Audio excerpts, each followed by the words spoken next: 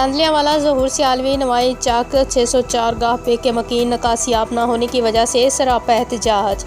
تفصیلات کے مطابق تانزلیہ میں چاک 604 گاہ بے کے رہائشی نکاسیاب نہ ہونے سے پریشان ہیں۔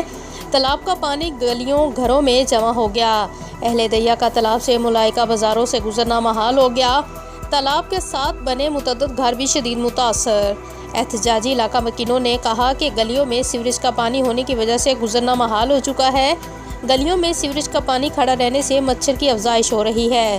نکاسیاب نہ ہونے کی وجہ سے سیوریج کا پانی گلیوں میں جمع ہو چکا ہے۔ علاقہ مکینوں کا کہنا ہے کہ سیاسی نمائندے صرف ووٹ لے کے آتے ہیں، مسائل حل نہیں کرواتے۔ 7,000 سے زائد آبادی کا یہ دیہات انتظامیہ کی توجہ کا منتظر ہے۔